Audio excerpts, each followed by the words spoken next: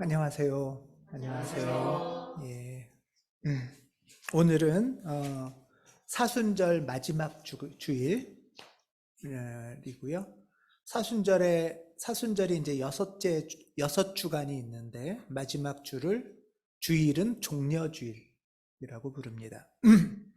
종려주일은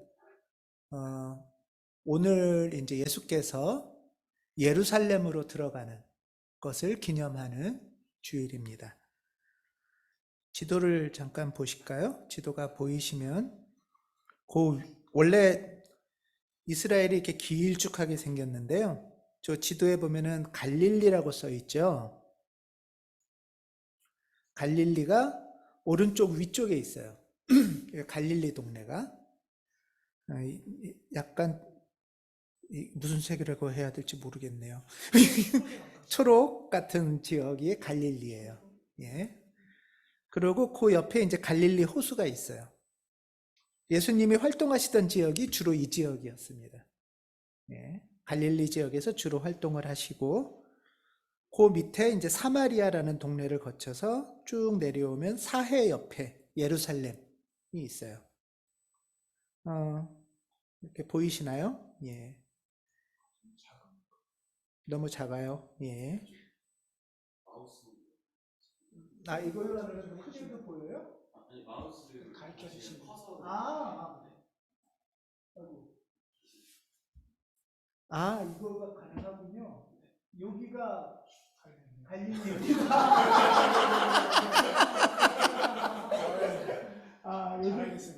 여기가 갈릴리고 여기가 갈릴리 호수예요. 예수님 사는 동네가 여기였고요. 나사렛도 여기고. 그리고 이렇게 내려오면 여기가 예루살렘이에요. 예. 이 중간에 사마리아라는 동네가 있어서 사마리아 거치기 싫다는 사람들은 이쪽으로 오는 겁니다. 네, 이쪽으로. 이 밑에가 사해, 머드팩 있는 사회가 이쪽입니다. 예수님은 주로 요 갈릴리 쪽 지역에서 활동을 하시던 분이신데, 이제 3년여 공생을 마치고 예루살렘으로 이제 무리와 같이 내려오신 거예요. 그래서 오늘 예루살렘으로 입성하시는 날입니다. 예.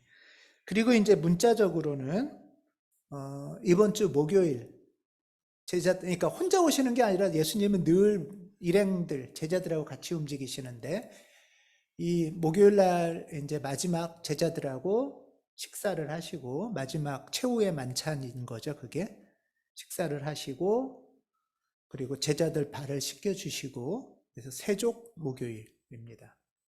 그리고 목요일 날 밤, 금요일 날 새벽에 잡히셔서 십자가에 금요일 날 매달리셔요. 그래서 십자가에 이번 오는 금요일 돌아가시는 겁니다. 문자적으로 본다면. 그러니까 예수님은 이제 생명이 5일 남으신 거예요. 네, 오늘 그 문자적으로 보면. 종려주일, 그리고 이제 이 한 주간을 고난주일이라고 부르는데, 이 종려주일, 고난주간은 예수님의 고난, 또 예수님의 죽음을 묵상하고 돌아봅니다. 그래서 저는 여러분하고 같이 나누고 싶은 게 먼저 예수님은 왜 죽었을까 하는 질문이에요. 물론 우리 죄를 위해서 이런 것들은 사실 신학화되고 신화화된 좀 설명이에요. 문자적으로 성경적으로만 보면 나중에 이제 우리 죄를 위해서 모두를 위해서 이렇게 말씀하시지만 성경적으로 보면 예수님이 죽은 원인은 그의 죽기 직전에 3년간의 삶 때문이에요. 3년간의 삶 때문에 그렇게 된 거예요. 그래서 우리가 예수님의 죽음을 묵상할 때 그러면 예수님은 3년 동안 뭐를 했길래 그게 죽음을 불러왔을까 하는 것을 좀 주목해야 됩니다. 이걸 놓치면 예수님의 인생이나 삶이나 죽음이 다 신화화돼요. 관념화되고 나랑 너무 다른 세상처럼 보여요. 예수님이 세례를 받으시고부터 3년간 공생애를 할 때 뭐를 하셨나? 예수님이 첫 번째 하신 건 이거죠. 치료를 하셨어요. 예수님이 처음 하신 건 치료 이런 말을 쓰죠. 아픈 사람을 고치시고 뭐 베드로 장모도 고치시고 지난주에는 손 마른 사람, 이거는 뭐 질병일 수도 있고 장애일 수도 있잖아요. 그래서 장애도 고치시고 바디메오 같이 눈먼 사람도 고쳐주시고 이런 치료와 치유가 대표적인 첫 번째 하신 일이에요. 예. 두 번째는 축기라고 하는 건데 이건 뭐냐면 귀신을 쫓아내셨어요.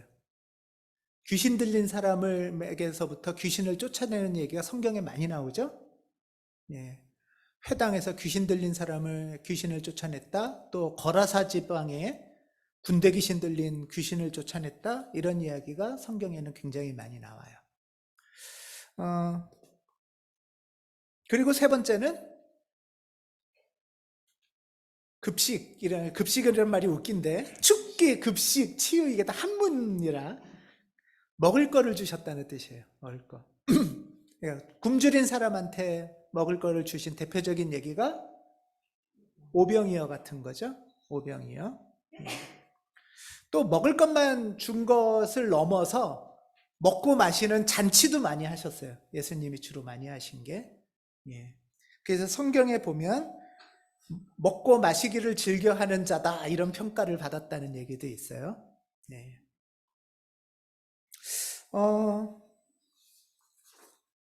이런 삶을 통해서 예수님은 사람들에게 이렇게 구원을 주신 거예요. 구원을 주셨다는 건 뭐냐 하면 구원의 원래 뜻이 첫 번째 뜻은 해방이에요. 해방. 그러니까 구원을 받기 전에는 어떤 삶인 거예요? 그러면 뭔가 이렇게 사슬에 얽어 매어져 있는 삶인 거예요. 예를 들면 치료를 한다는 거는 그 전에 질병에 얽어 매어져 있던 사람이 있는 거예요.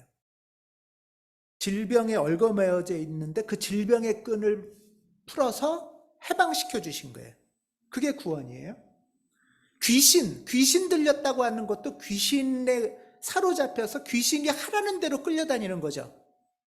오늘 소리가 마이크가 좀 약간 울리네요. 귀신에게 이렇게 끌려다니는 인생으로부터 귀신을 쫓아내서 귀신으로부터 해방시켜 주신 거죠. 그리고 세 번째는 먹고 마시는 것에도 굶주리고 얽어매고 살잖아요. 우리가 얽혀매어서. 그것으로부터 해방시켜 주시는 거예요. 이런 것들을 구원이라고 부릅니다. 이 해방에서부터 벗어남. 이것을 구원이라고 부를 수 있어요. 예수님은 이런 구원을 갈릴리에서 이제 주로 행하셨어요. 많이 갈릴리 지역에서. 어떠셨을 것 같아요? 갈릴리 많은 사람들이 예수님을 어떻게 대했을 것 같아요? 엄청나게 이렇게 떠받들지 않겠어요? 칭송하고 환호하고 아픈 사람 고쳐주고 뭐 먹을 것도 주고 잔치도 베풀어주고. 그래서 참 예수님의 삶은 많은 칭송도 받고 환호도 받았을 거라고 보여요.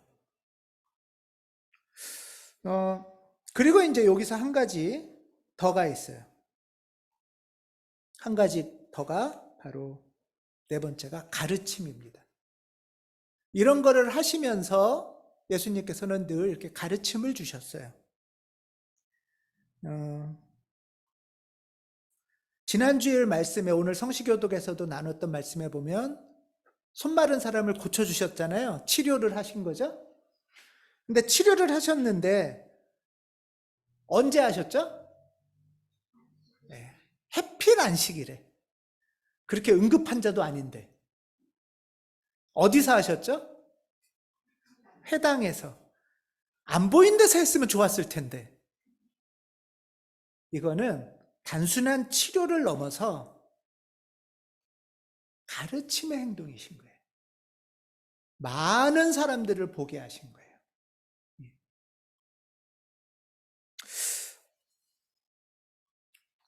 당시 생각하던 안식일엔 이래야 돼, 회당에선 이래야 돼, 하던 것에서 벗어나는 새로운 가르침을 보여주시기 위해서 그 일을 하신 거죠.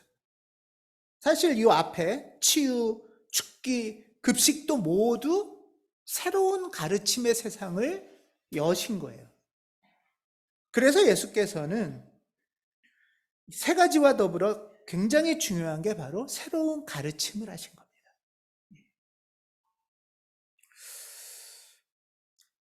그런데 문제는 이 새로운 가르침 이후에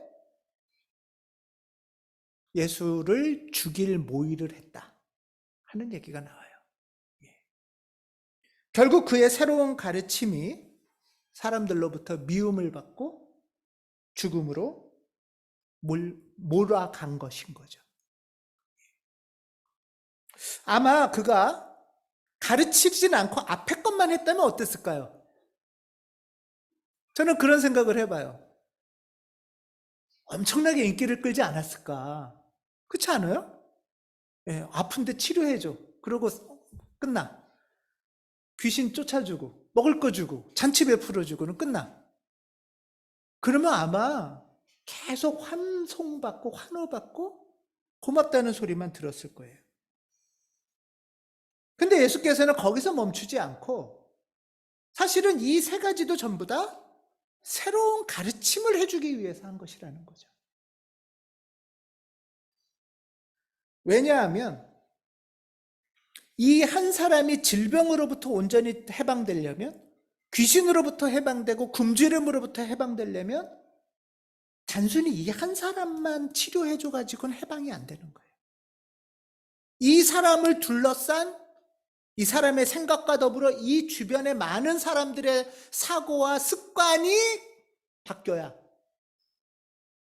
해방이 이루어져, 온전한 구원이 이루어진다는 거예요. 이게 예수께서 하신 일인 거예요.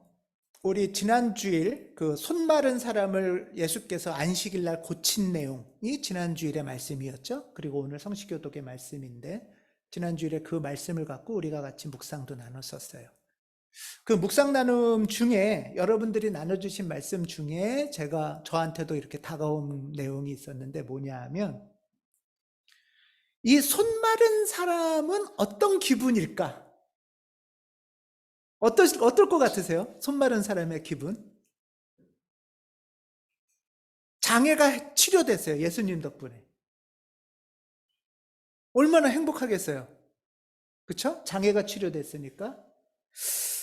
그런데 이 사람은 앞으로 그 동네에서 행복하게 잘 살 수 있을까? 이건 어떨 것 같으세요? 원래 이 치료받기 전에 이 손 마른 사람 장애인은 동네에서 손가락질 당하고 무시당하던 사람이었을 거예요. 왜냐하면 옛날에는 장애인이라 손가락질 하는 것만이 아니라 장애가 된 이유, 병에 걸린 이유, 귀신 들린 이유가 네가 뭔가 잘못해서 하나님한테 벌 받은 거야 라고 사람들은 다 생각했어요.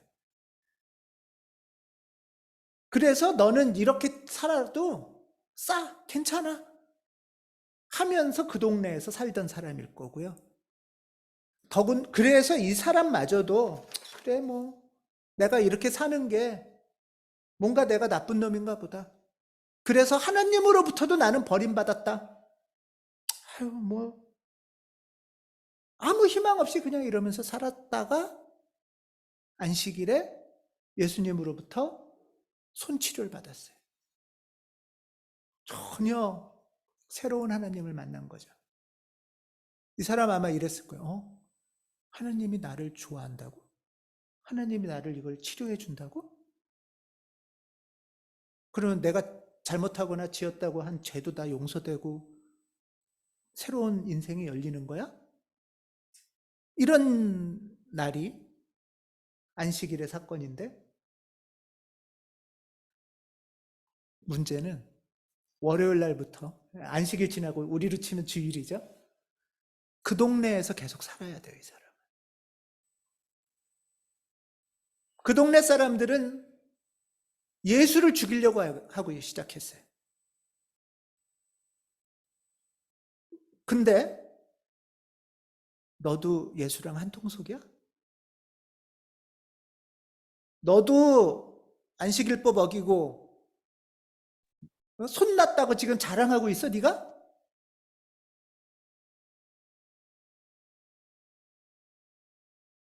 저는 이 사람이 어떻게 할지 모르겠어요. 아니야, 당신들이 틀렸어. 예수님은 안식일에 좋은 일 하는 거 괜찮다고 그랬고, 하나님이 나를 사랑하신다고 그랬고, 그래서 내 손도 이렇게 치료해 주셨어. 라면서 활개치고 살아갈지.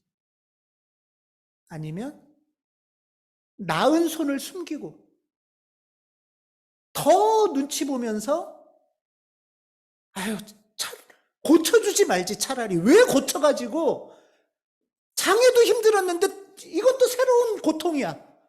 하나님 만나고 예수 만나니까 더 괴로워. 왜 나한테 이런 거를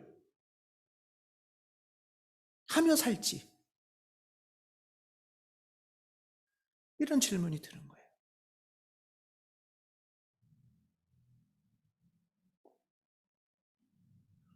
이 사람은 이전의 고통은 사라졌지만 새로운 어려움이 다가왔어요.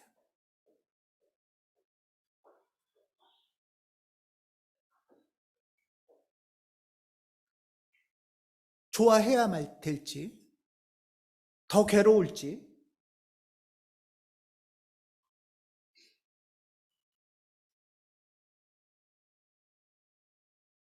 예수의 가르침을 받을지, 동네 사람들의 손가락질에, 그런데 또 그거를 거부하기에는 내 손이 났거든요.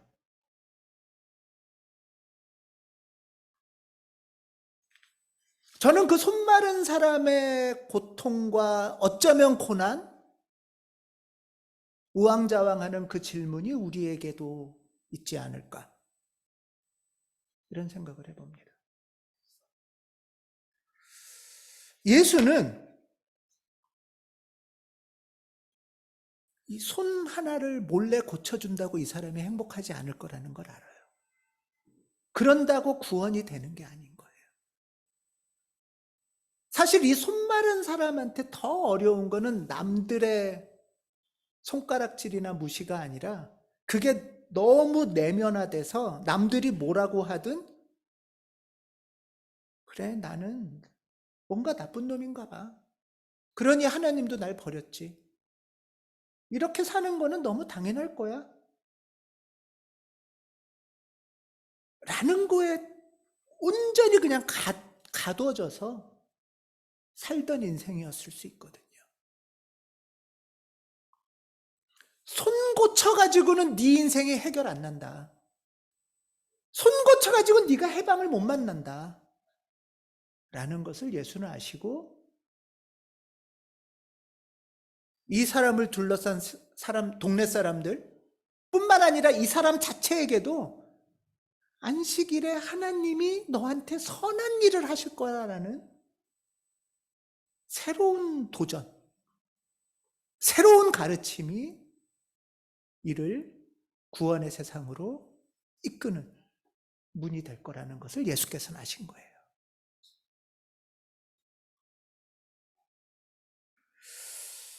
이것이 예수님의 가르침입니다. 그래서 예수님의 가르침을 새로운 가르침이라고 부릅니다. 그 새로운 가르침은 우리가 지금까지 믿어왔고 따라왔고 복종해왔던 사고와 대세, 세상의 상식을 흔드는 거예요. 정말 그게 맞아? 하고 물으시는 거예요. 예수님 당시에는 당시를 지배하던 큰 지배 그룹이 두 그룹이 있습니다. 한 그룹은 바리새파, 한 그룹은 사두개파라고 합니다. 바리새파는 성경에 보면 율법학자 또 서기관 이렇게도 써 있어요. 그러니까 율법학자라는 거는 이거는 우리가 헷갈리는데 율자를 빼면 뭐죠? 법학자예요. 여러분들한테 법학자가 당신 그거 불법이야? 이러면 어떨 것 같으세요? 쫄리죠? 법학자가, 변호사가, 검사가 당신 그거 불법이야? 이 소리거든요. 근데 예수께서는 아니야, 합법이야. 지금 그렇게 얘기한 거예요. 많은 사람들이 이 법학자들의 가르침 속에서 살던 당시예요. 법학이라는 거는 2000년 전으로 치면 이 사람들은 성서, 구약 성서 전문가라는 뜻이에요. 하나님의 법이야 그게. 너 안 그러면 죽어. 이런 가르침.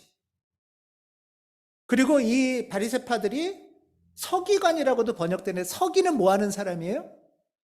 네, 글씨를 읽고 쓸 줄 안다는 뜻이에요. 글씨를 읽고 써서 고위 공무원이 된 사람들을 서기관이라고 불러요. 그러니까 법학자에다가 고위 공무원이고 이들의 토대는 뭐예요? 지식인이에요. 나보다 똑똑해요. 잘 가르쳐요. 그래서 랍비라고 존경받던 사람들이에요. 이 사람들하고 예수의 가르침이 충돌을 했던 거죠. 안식일은 불법이야. 그런데 예수께서는 안식일의 조언이라는 건 합법이야. 이 사이에 있는 거예요, 지금. 이 가르침, 이 바리새파의 규율과 가르침과 그러고 그걸 잘 지키는지 감시하고 협박하는 그것들을 벗겨내는 거죠, 지금 예수의 가르침은. 또 하나는 사두개파입니다. 사두개파는 뭐 사독에서 왔다는 말도 있는데, 사독은 구약의 제사장이죠. 대제사장. 그래서 사두개파는 제사장 그룹이에요. 바리새파 그룹과의 특징은 뭐냐 하면, 바리새파는 어떻게 해야지 거기에 낄 수 있어요? 공부를 잘해야 껴요. 그쵸? 글씨를 읽고 쓸 줄 알고 공부할 줄 알면 껴요, 바리새파는. 사두개파는 어떻게 해야 껴요? 네, 핏줄이에요. 공부! 제사장은 혈연이에요, 혈연. 네. 그러니까 원래는 정통 권력자는 사두개파들이죠. 정통 권력자들. 그리고 정통 권력자들이 흔들릴 때 바리새파가 새 권력자가 돼서 지식인으로 고위 공무원까지 되는 거예요. 이 전통적인 성정 권력자는 사두개파들이죠. 예수 당시에 많은 민중들은 이 두 그룹의 가르침을 배우면서 살아온 사람들이에요. 조금 전처럼 바리새파는 결국 예수의 그 가르침에 몰래 밖으로 나가서 저자를 죽여야겠다, 모의를 했다고 그랬죠. 또 하나 종려주일, 고난주간에 예수께서 하신 일이 성전 정화 사건이라는 거죠. 대표적인 게 마가복음에 보면 이렇게 나옵니다. 예수께서 성전에 들어가셔서 성전뜰에서 팔고 사는 사람들을 내쫓으시면서 돈을 바꿔주는 사람들의 상과 비둘기 파는 사람들의 의자를 둘러부시고, 거치시죠? 성전뜰을 가로질러 물건 나르는 것을 금하셨다. 그러니까 성전 앞에 지금 누구들이 있는 거예요? 못 파는 사람들? 여기 뭐라고 써 있어요? 돈을 바꾸는 사람들이 있고 또 누가 있어요? 비둘기 파는 사람들, 두 그룹이 있는 거예요. 성전뜰 앞에는. 성전뜰 앞에는 비둘기 파는 사람들이 있고 돈 바꿔주는 사람인데, 비둘기 파는 사람들은 비둘기를 왜 사죠? 제사 지내려면 제물이 필요해요. 양도 있었을 거예요. 제사를 지내려면 동물을 바쳐가지고 제사를 지내는데, 구약 성서에 보면 흠이 난 동물은 제사 지낼 수 없다. 상처 난 동물은. 그 얘기는 뭐냐 하면, 내가 키우던 양을 한 100리, 500리 막 끌고 와서 제사를 지내야 되잖아요. 그동안에 양이 어떻게 돼요? 다쳐요. 발굽도 빠져요. 그러면 제사를 지낼 수 없어요. 원래는 아주 온전한 걸 제사 지내야 된다, 이런 뜻이었는데, 결국은 집에서 키우는 거는 안 되니까 성전 앞에서 파는 것만 드려라, 이렇게 만든 거예요. 그러니까 거기서 파는 것만, 여기는 공식 지정업체예요. 예, 공식 지정업체예요. 여기 외부인 안 돼요. 공식 지정업체에서 사온 것만으로 제사를 지내니까 바깥 동네보다 어떻게 했어요? 가격이 월등히 비싸겠죠. 예. 독점 상인이에요. 독점. 또 하나는 돈을 바꿔주는 사람이라는 건 뭐냐면, 성전 바깥에서의 돈은 뭐예요? 통용하는 돈은 로마 동전이에요. 로마 식민지니까. 그런데 성전 안에서는 로마 돈 들어오니까 요 안에서만 쓰이는 돈을 쓰게 만들어요. 헌금도 로마 돈 안 돼요. 그러면 또 환전을 해서, 히브리 돈 환전을 해서 요 돈으로 물건도 사고 요 돈으로 헌금도 해야 돼요. 근데 요것도 공식 지정 업체예요. 돈을 많이 갖고 왔는데 환전 수수료가 너무 높겠죠. 결국은 바리새파의 가르침에 의하면 예배를 철저히 잘 드려야 돼. 근데 사두개파대로 지내려다 보면 뭐가 필요해? 예배를 잘 드리려면 돈이 엄청나게 필요해요. 가난한 사람은 예배도 못 드려요. 그러면 예배 못 드리니까 또 바리새파한테 뭔 소리 들어요? 넌 죄인이야. 예배도 안 드리고. 그러니 뭐 가난할 수도 있고 하나님으로부터 벌 받을 수도 있고 장애에 대해도 어쩔 수 없어. 이래서 결국은 바리새파의 가르침과 사두개파의 성전 체계가 가난한 사람들을 짓누르는 시대가 예수 시대였던 거예요.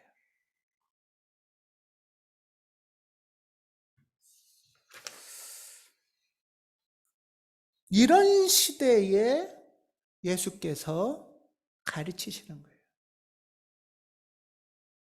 이런 시대에 많은 사람들은 이 가르침에 온전히 사로잡혀 있었던 거예요. 손마름이 있었던 그 장애인도 이런 세상에서 살았던 거예요. 그러니 이 사람은 어떻겠어요? 내가 예배를 잘 못 드려서 장애가 생겼을까?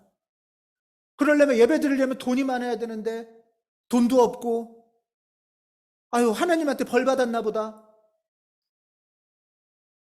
저 사람들은 부자인 거 보니까 하나님으로부터 복 많이 받았나 보다. 부자니까 예배도 잘 드리네. 똑똑하니까 하나님으로부터 축복받았구나. 이러면서 그냥 살아가는 거예요.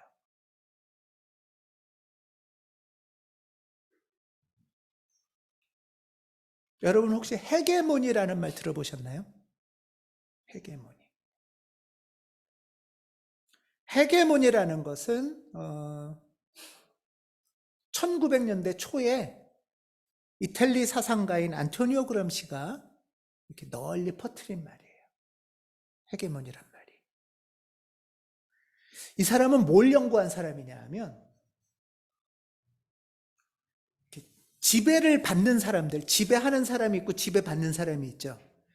지배를 받는 사람들이 어떤 과정을 거쳐서 지배받으며 살아갈까를 연구한 사람이에요. 지배받는 사람들이. 처음에는 이 사람이 지배하고 이 사람이 지배받아요. 처음에는 어떻게 지배하죠? 뭘로 지배할까요? 처음에는 폭력이에요. 폭력. 말 안 들으면 때려요. 학폭도 있고 가정폭력도 있고, 일제시대도 처음에는 전쟁 일으켜가지고 다 죽이고, 그렇죠? 예수님 시대에도 로마 제국이 쳐들어와서 막 죽인 거예요. 그게 폭력으로 지배를 해요. 처음에는 폭력으로 지배하는데 그 다음에 시간이 지나면 뭐죠? 무장 통치에서 뭘로 바뀌었어요? 문화 통치로 바뀐다는. 문화 통치는 뭐예요? 이제 가르치는 거예요. 가르치는 거예요. 니네는 이렇게 못나서 지배받는 거야. 니네는 원래 나쁜 놈이라 이렇게 말을 듣는 거야. 들어야 되는 거야. 니네는 이렇게 원래 종족이 그러니까 가난한 거야. 니네 집안이 못 나가지고 흙수저인 거야. 라고 계속 듣는 거예요. 그렇게 배우고, 그걸 주로 어디서 가르쳐요? 학교와 종교예요. 주로. 바로 바리새파는 뭐예요? 지식인, 학교였죠. 사두개파는 뭐예요? 성전, 종교였죠. 학교와 종교, 지식과 문화가 사람들을 이렇게 가르치는 거예요. 그래서 이제 시간이 지나면서 사람들이 우리가 이렇게 지배받고 가난하게 살고 착취당하는 게 어떻다고 하냐면 세 가지래요. 자연스러운 거야. 보편적인 거야. 당연한 거야. 자연적이란 건 뭐냐 하면 이게 자연의 이치야. 자연의 이치라는 건 이게 하나님 뜻이야. 하나님이 이 사람은 잘나서 왕으로 만들고 높은 사람 만들어줬고, 하나님이 나는 믿고 나쁜 짓을 해서 장애인 만들고 병 주고 가난하게 만들었어. 보편적이라는 건 모든 세상이 원래 다 그런 거야. 세상이 그래. 인간 역사가 그래. 그래서 당연하게 받아들여. 하게 만드는 거예요. 이렇게 만들어지는 지배 구조를 헤게몬이라고 부르는 거예요. 지배자들이 처음에는 무기를 사들이지만 그 다음에는 헤게모니를 통해서 어떻게 사람들을 지배하고 통치하고 착취할까 하는 거죠. 그래서 결국은 이 지배를 받는 사람들이 너무 우리 이렇게 사는 게 당연해. 이렇게 찌질하게 사는 게 당연해. 그리고 이제는 성공적이 되면 뭐 어떻게 돼요? 지배받기를 원한대요. 지배받는 게 당연한 거야.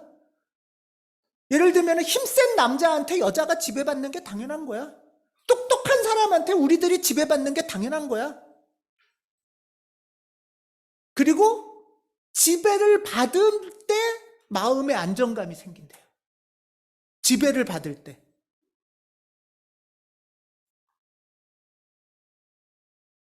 처음에는 그래서 막 열받아도 억울해도 참고 살아. 이러다가 이게 1단계였다가 먼저 시키지도 않았는데 앞장서서 복종하기 시작하는 게 2단계. 3단계는 뭔지 아세요? 3단계는 나는 복종하는데 너는 왜 말 안 들어? 하면서 서로 감시하기 시작하는 거예요. 이제 이 사람들은 손도 안 대요. 여기에서 서로 감시하고 여기에서 손가락질하고 여기에서 서로. 그래서 그런 말 있죠. 여자의 적은 뭐죠? 이렇게 만들어버리는 거예요.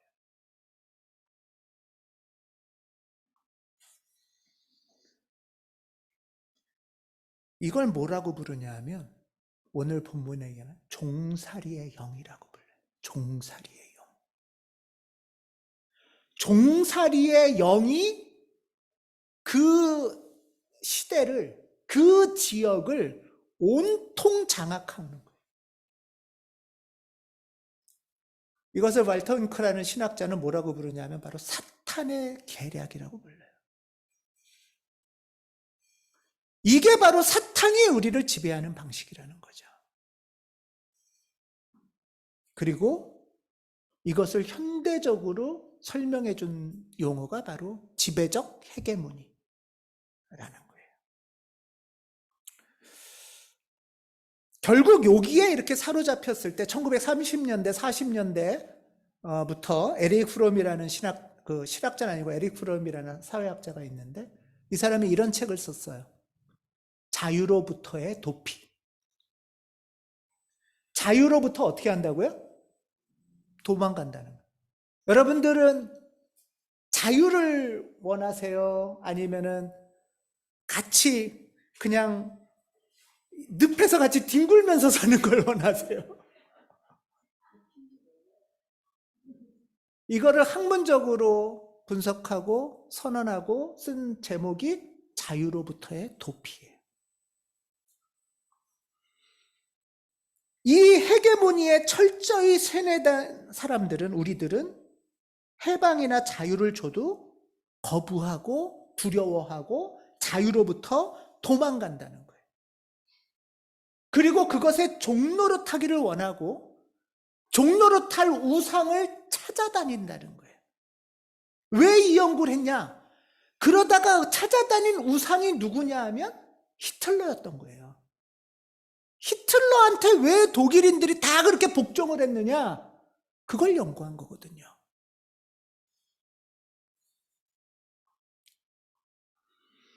이 사람들의 또 하나의 특징은 뭐냐 하면 자유를 고난이라고 불러요.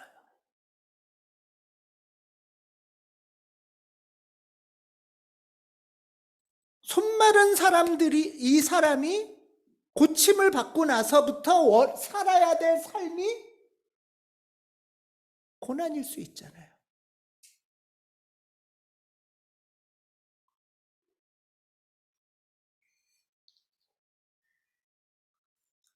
예수께서는 이 가짜 고난, 가짜 가르침을 허물어뜨리는 것이 온전한 해방과 구원을 이루는 길이라고 믿으셨어요. 그래서 바리새파 사람들하고 많이 충돌을 하셨어요. 니네 가르침 틀렸어. 그리고 종려주일에 예루살렘으로 오셔서는 제사장들의 가르침에 또 정면으로 고발하신 거죠. 틀렸다고 말씀하신 거죠. 그래서 예수께서는 어쩌면 우리한테 자유와 해방이라는 고난을 주러 오셨는지도 몰라요. 마태복음에 이런 말씀을 하셨죠. 너희는 내가 세상에 평화를 주러 온 줄로 생각하느냐? 나는 평화가 아니라 칼을 주러 왔다. 가짜 평화에 얼개매어서 살아가는 것이 아니라는 거죠.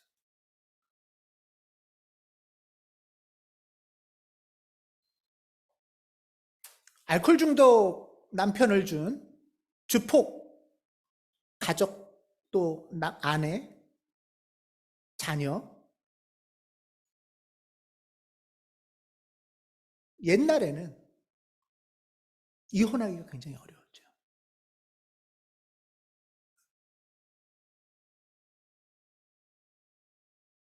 이 구조가 차라리 나을 것 같은 마음인 거예요. 나가면 더, 이혼하면 더, 벗어나면 더 두렵죠.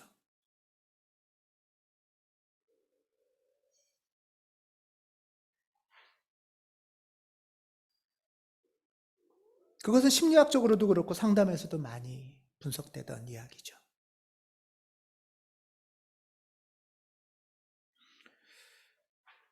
예수께서는 한마디로 말하면 아니야. 참고 지내지 마.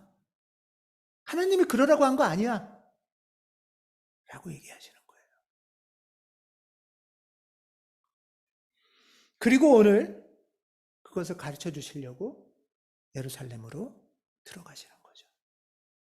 저는 오늘 여는 찬송에서 이 가사가 많이 와닿았어요.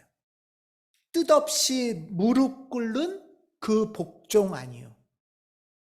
운명에 맡겨 사는 그 생활 아니라.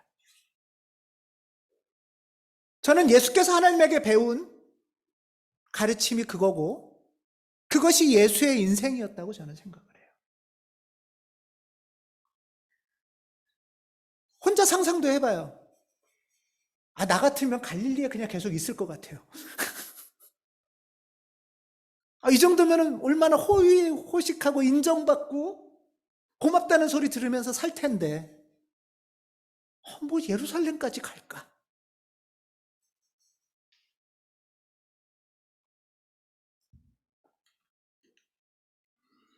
오늘 로마서 8장 15절에 보면 여러분은 또다시 두려움에 빠뜨리는 종살이의 영을 받은 것이 아니라고 했어요.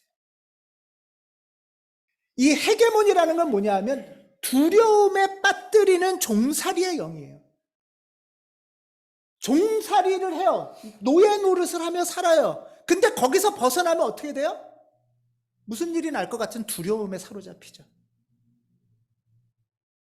종노릇의 특징은 두려움이에요. 그것이 아니라 하나님의 자녀로 삼으시는 영을 받았다. 그래서 하나님을 우리는 아버지, 아빠라고 부를 수 있다는 거예요. 하나님은 우리를 하나님을 부모로 모시며 살 수 있는 당당함을 주셨지 절절매고 눈치 보는 종노릇하게 하려고 하신 게 아니라는 거예요.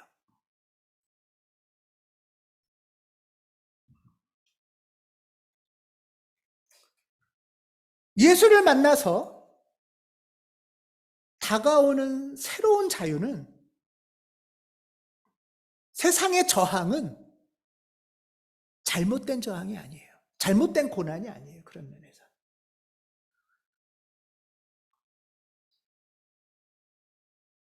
현재 우리가 겪는 고난은 장차 우리에게 나타날 영광에 비하면 아무것도 아니다. 저는 이게 예수님 마음이었을 거예요.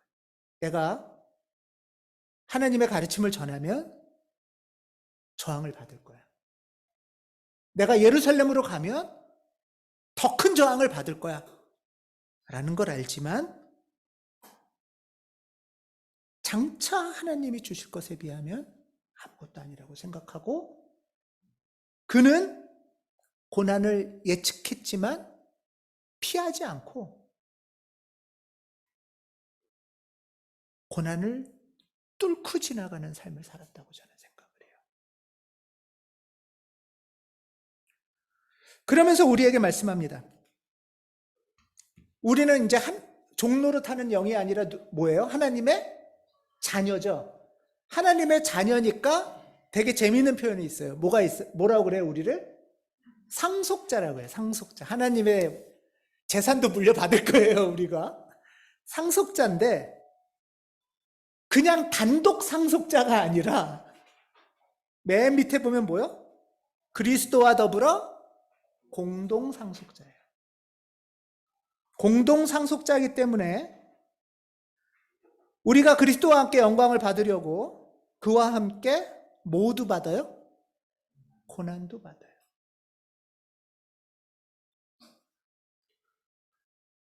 그리스도와 함께 우리는 고난도 받을 거예요.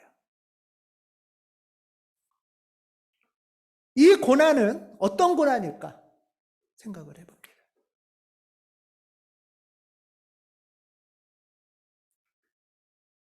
주변 사람들이나 세상이 나한테 주는 고난도 있을 거예요.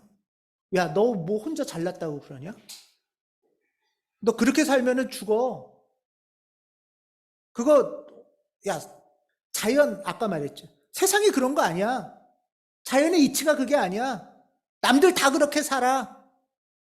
하는 것들로 너 혼자 왜 튀어? 하는 것으로 오는 고난도 있을 거예요.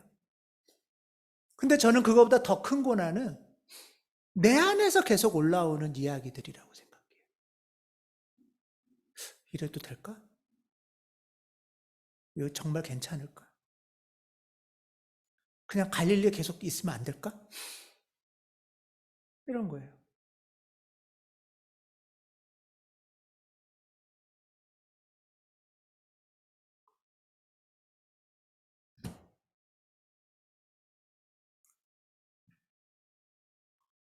안식일에 좋은 일을 하는 것은 괜찮다고 하신 예수님의 가르침으로 나는 났어. 당신들은 나를 하나님이 버렸다고 얘기했는데 아니었어. 하나님이 나를 사랑하셔서 그 증거를 보여주셨어. 라고 당당함으로 살 수도 있을까?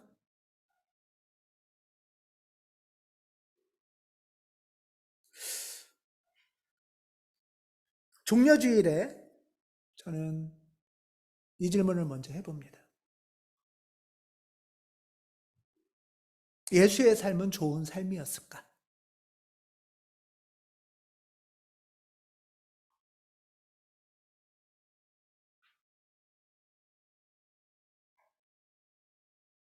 우리가 예수를 그리스도라고 하고 주님이라고 하면 그의 삶도 멋진 삶이거나 아름다운 삶이거나 좋은 삶이라고 말할 수 있을까?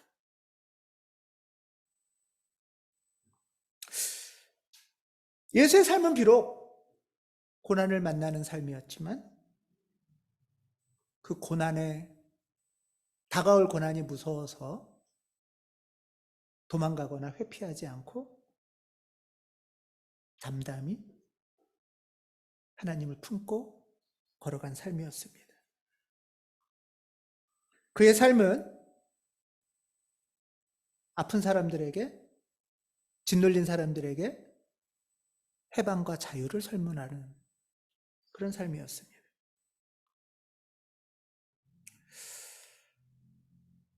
저도 되게 두려웠어요. 제가 몸집이 되게 왜소하잖아요. 제가 어렸을 때도 작았거든요. 겁이 좀 많아요. 겁 없는 척 숨기는데 겁이 좀 많아요. 그리고 고난이 예측되면 도망가요. 움츠려 들거나.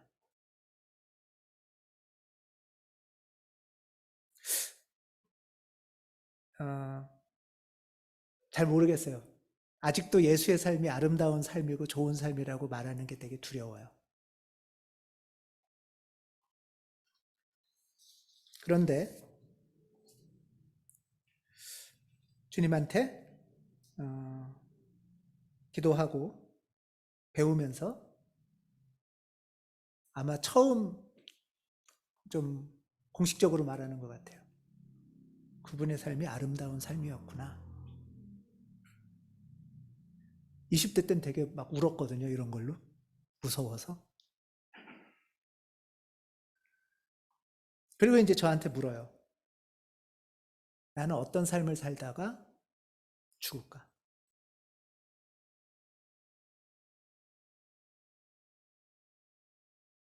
뭐, 저처럼 비슷하게 남은 분들도 많이 계시죠, 이 자리에?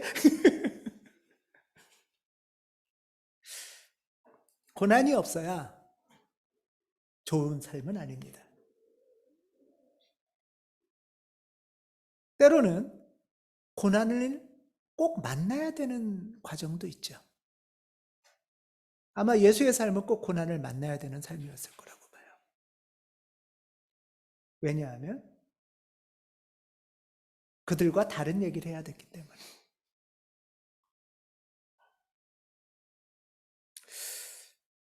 살면서 만나야 할 고난, 당신 틀렸어 하고 떠나야 될 수도 있는 이 두려움.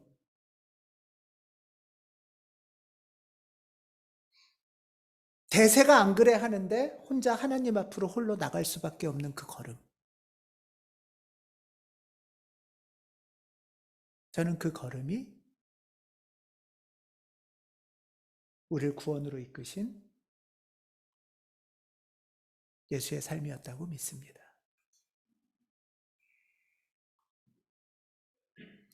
사랑하는 가온교우 여러분,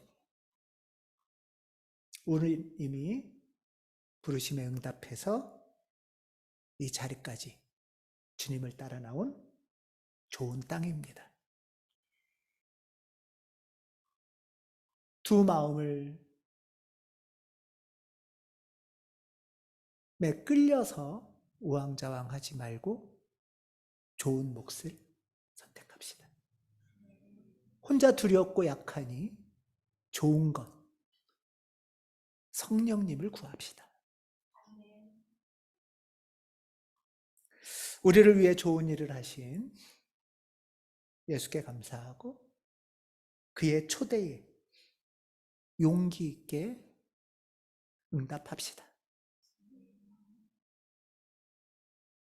그 응답 가운데 만나야 할 고난을 피하지 말고 예수의 남은 고난을 당당히 이어받는 우리가 됩시다. 이때 우리의 걸음은 거짓된 굴종이나 끝없는 폭력의 싸움이 아니라 사랑과 기쁨과 자유의 걸음이 될 것입니다. 좋은 삶을 열어주신 그리스도 예수를 찬양합니다. 기도하겠습니다.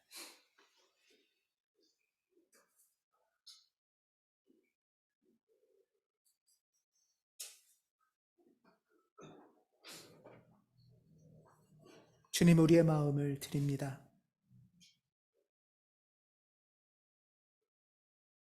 우리의 약함을 드립니다. 우리의 떨리는 이 마음을 드립니다. 받아주시고 자녀의 영으로 부어주시옵소서. 두려움으로 종살이하는 그 굴레에서 해방시켜 주시고 하나님을 찬송하며 기쁨을 누리도록 우리에게 자비를 베풀어 주시옵소서.